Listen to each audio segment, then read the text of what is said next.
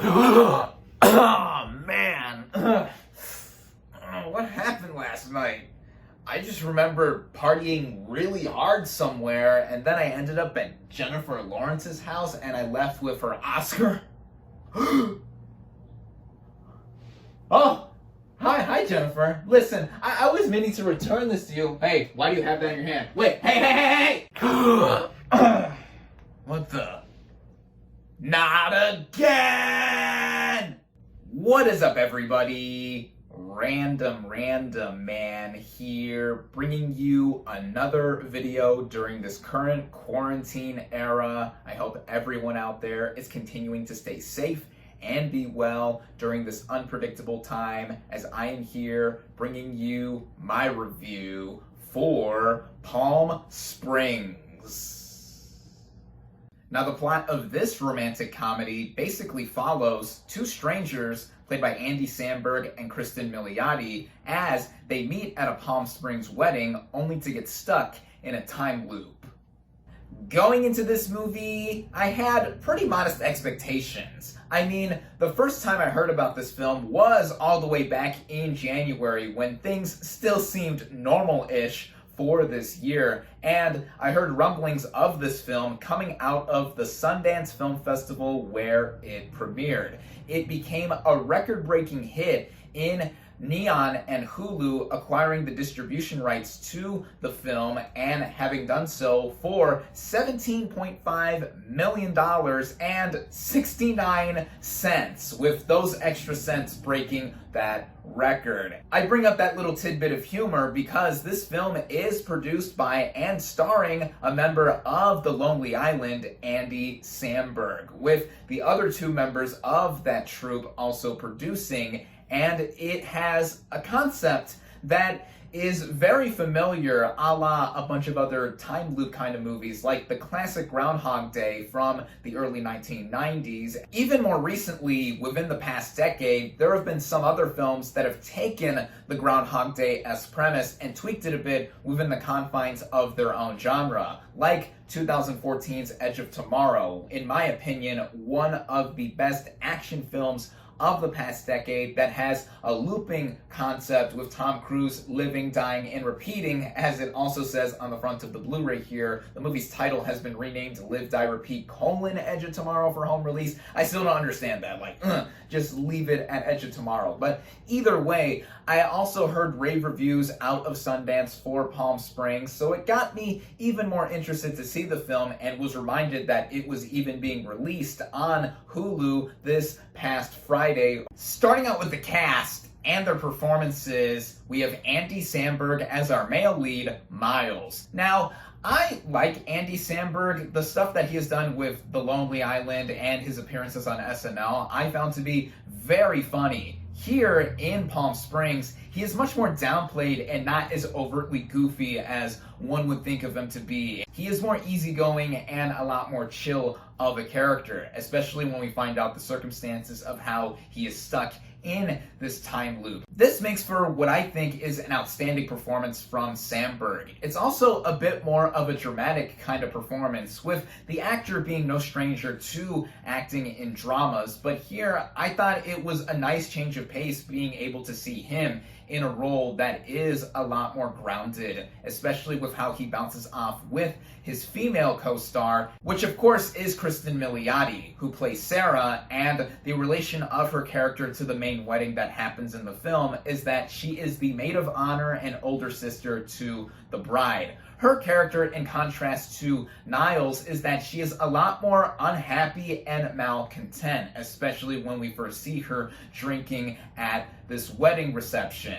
And with what she does in bouncing off of Andy Samberg's character is that they not only have kinetic chemistry, but once we get to see more of what is happening as the movie progresses, we peel back what is going on and what position she was in before she ended up getting stuck in this time loop. There are other players that show up here and there in this film, such as Peter Gallagher, who plays the father to Sarah and the bride, of course, and J.K. Simmons, who is the standout supporting player of this film, mainly because of his integration to the plot and what is going on here, but I do not want to give away what the circumstances of his role do entail. And all I gotta say with Simmons and his performance, he's J.K. Simmons. He is a class act in just about anything he is in, and I love the guy for that. So with everyone in the cast here, I think that they all do superb jobs. The writing of this film, which was done by Andy Sierra, I believe that's how you pronounce his last name, I apologize if that's wrong,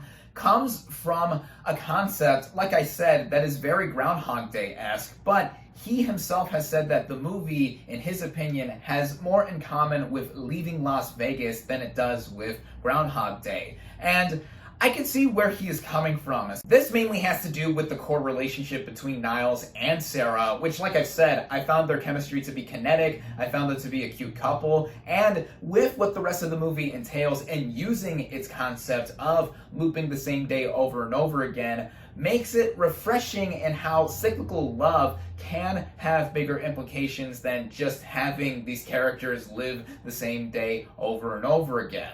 Given that it's also a rom-com, the movie is not void of laughs. I found myself chuckling quite a bit in this film. I didn't find it to be laugh out loud, haha, hilarious funny, but I found a lot of pleasant humor running across this film, as like I said, it is very much a grounded kind of film despite its really over-the-top premise, and even with the Lonely Island's involvement with this movie as producers and Sandberg, of course, as its main male star, it still felt like something that just about anyone can get into, even if they're not the biggest fan of romantic comedies. And for me personally, I'm a sucker for any good rom-com, so this instantly had my attention on that angle. A lot more of this praise I do have to give in the directing by Max Barbakow, with this being his directorial debut, and it's a diverting one at that. Like I said, I was amused by the humor across this film, and even just entertained by the focus and vision he had with taking a story like this and going with it, and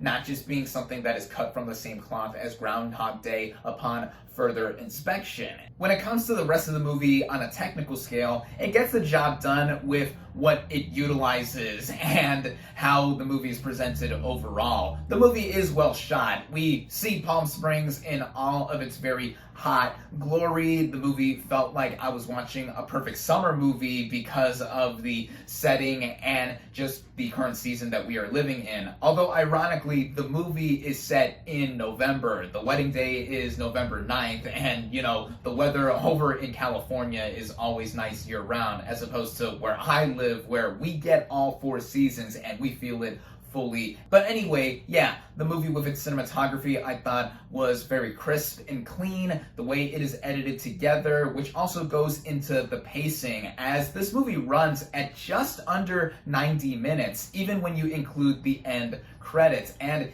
I think it's probably the most well-paced movie I have seen all year. With all that encompasses the movie with its overarching narrative, there is a lot that happens throughout the film, but it uses its running time in total to its greatest advantage in that it never overstayed its welcome, and again, utilizing its concept. And in speaking of this movie's concept once more, there really isn't much for me to complain about this film aside from the minor inconsistencies it does have, but with movies like this one involving time loops or any form of time travel, there are bound to be stuff here and there that doesn't make entire sense if one looks deep into it. Even what many consider to be the greatest time travel movie of all time, Back to the Future, has been recently looked at in having a major plot hole involving the implications of Marty meeting his parents in the past and then going back into the future, stuff like that. Of course, the concept of time travel has a lot that goes into it, but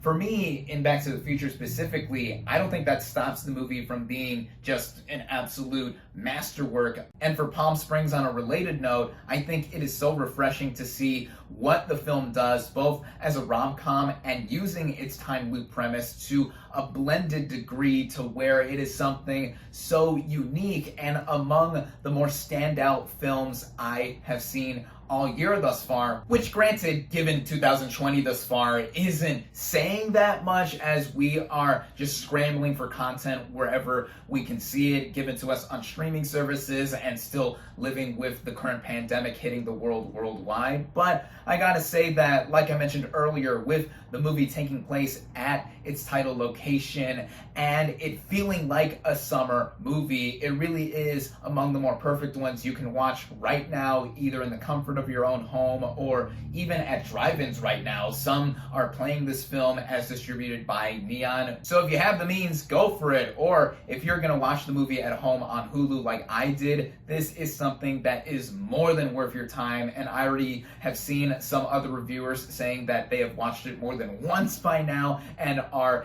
giving word of mouth a lot more exposure. And I am doing the same with all that I've said with my review thus far. I loved Palm Springs. This is one of my faves of the year thus far. I highly recommend it. My final verdict for Palm Springs is 4.5 out of 5 stars.